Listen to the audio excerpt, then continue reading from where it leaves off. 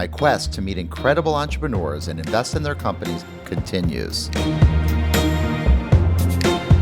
Opening a restaurant typically requires tremendous amounts of capital and experience. It is estimated that 60% will go out of business in their first 12 months of operation. This is especially difficult in New York City, where the competition is fierce. OpenTable estimates that you could dine at a new restaurant every day for 22 years. So how did a family with no restaurant experience create success with their startup Hue Kitchen? You're going to meet founder Jessica Karp and find out. It's a beautiful thing. It's a beautiful thing. Tell me, Jessica, where you'd like to go, anywhere in particular. I don't know, as long as I can see some trees with some beautiful fall foliage at some point, that would be nice. Let's find our way to Riverside. Cool. Sound good? Yeah. Well, welcome to the show and thanks for coming on. Talk to me about your family life, upbringing. I was born in Miami, but only lived there for about 6 months and then moved to New York City. I have two brothers, one who co-founded Hue with me, and the other one who now works for Hue, who is one of our very successful salesmen selling our products to retailers. So you could describe Hue, which we're going to speak about, as a bit of a family business. Yes, definitely. So it was founded by me and Jordan, my brother, as well as my husband, who has a day job, but the three of us founded the business. Jason, who's my husband, was having some autoimmune issues in his 20s and then a bit later, and he was trying to figure out different ways to deal with it, and ultimately led him to food as medicine. My brother started doing a lot of reading on, and this was probably around 10 years ago, on concepts that were very fringy at the time, you know, gluten intolerance and inflammation and paleo diet and all these concepts that now are pretty mainstream. My brother said, there's nowhere to eat like this in New York City.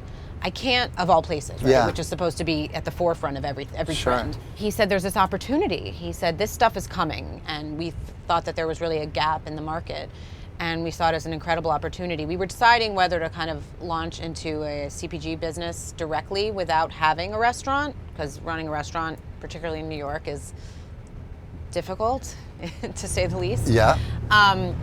But we decided that because what we were doing was so unique and really, really cutting edge, that we wanted to build a trust and a transparency with what we were doing and have people really understand what the brand was about. And we thought that that was better to be done through a bricks and mortar location, so we could build the trust in the brand and help really develop the brand, and then launch a consumer packaged goods business around that trust once people knew who we are, and go from there.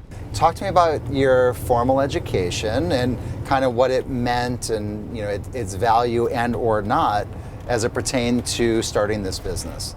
So I went to Wharton at the University of Pennsylvania. My alma mater. Oh, I didn't know that. Yeah. I don't know if you felt the same way, but everyone had to major in finance. That was just what you had to do. I went into equity research. I hated it. And I was at Morgan Stanley, and I actually switched. My first job, Morgan Stanley. Banking? Banking. I ultimately switched into prime brokerage. So I helped new hedge funds get up and running, finding new office space, technology, insurance, staffing, literally everything about building a business that happened to be a hedge fund. And I loved it.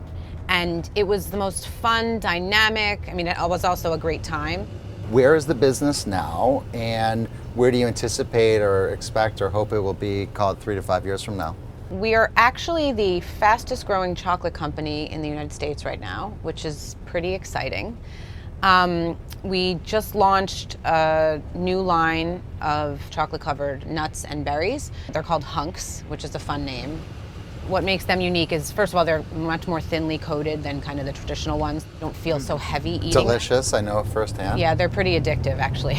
If you buy chocolate-covered nuts, for example, they're often very shiny. It's called shellac. It's a glaze, that it's made of insect resin. And we didn't particularly like that, so I don't think anyone, if they knew about it. Yeah, most people don't even realize. So ours is not shiny and doesn't have the shellac on it, and they're amazing. So you started with the restaurant. Yep. And now you're aggressively moving into becoming the fastest consumer product company. Yeah. Was that always the plan? So the plan was always to have a CPG business. We started with the restaurant intentionally to build the brand and build the trust. We started with chocolate kind of by accident. So we have a whole section in the restaurant with baked goods. We wanted to bake with chocolate, but we couldn't find any that met our specs. No refined sugar, no soy, no dairy, no chemicals, no emulsifiers. So we had to develop our own. And they kind of immediately became a huge hit in the restaurant. And then we started selling it to third parties later. Like, how did it change your thinking about where the business could be? The chocolate and CPG business has now eclipsed the restaurant and, is growing very, very fast. I don't know that we expected that. We wanted to grow both sides of the business. But, the CPG side of things is a big focus for us now. Okay. Talk to me about Hue, which is back to human, I believe. Get back to human, yes. Talk to me about what that means and what brand potential it has. Our slogan is get back to human. I think so much of what we eat today is really not what we were designed to be eating and doesn't make us feel good. We obviously have our own opinions about the type of food we want to serve and what we think is good for you, but we encourage people to try different things. And we have people who come into the restaurant who are vegan, who are vegetarian, who are paleo, who are none of the above and just want really clean, delicious food. Yeah. And so whatever really works for anybody is about what getting back to human is.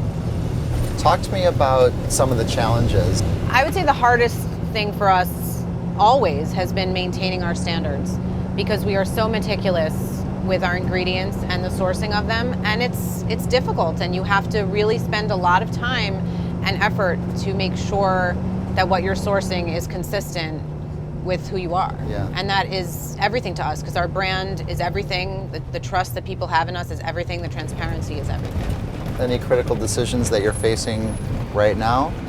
We have so many ideas amongst everybody who's involved in Hue about what we want to do next, what products we want to do next, whether it's more chocolate, different SKUs of chocolate, different snackable options, and it's deciding and prioritizing, what's next.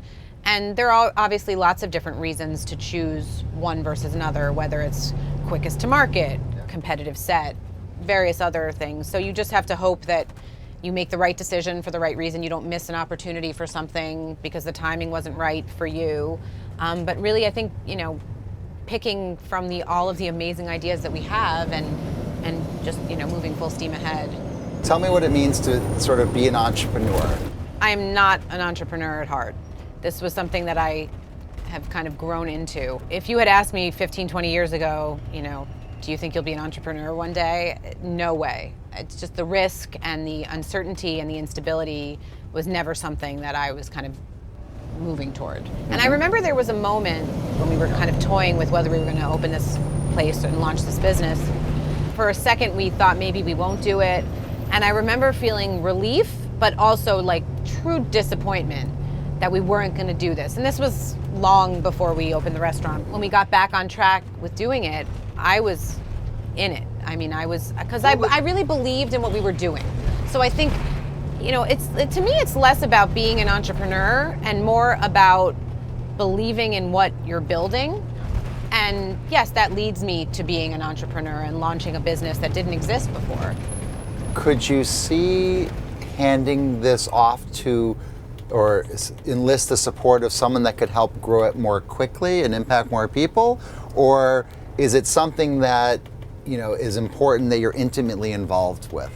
Well, we are growing pretty quickly now, and we have a lot of people involved who are not family. Our CEO is an amazing woman named Rita Hudetz, and she is, moving us forward.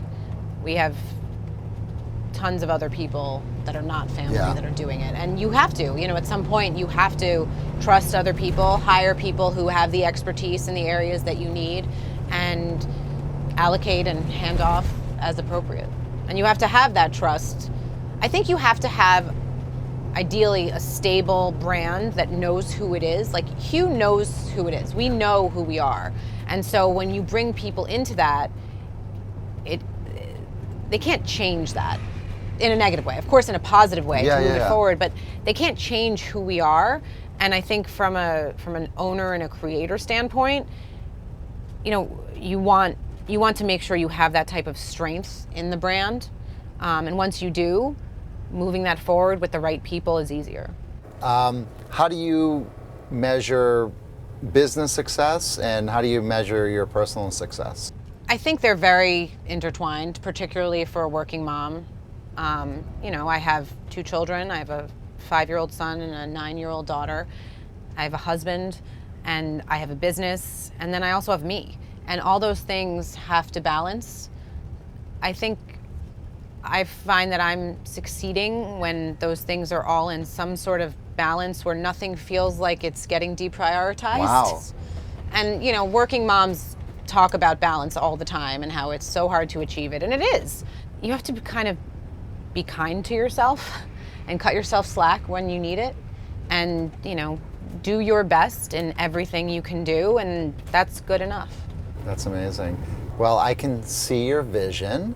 We're at the conclusion of our journey. This has been I'm amazing. so appreciative. This was amazing. Of hearing your story, and Well, I it's love really sharing it. incredible. Love and chatting. cruising with us in the Airstream, Loretta. Now, this was great, Jessica. I really appreciate it.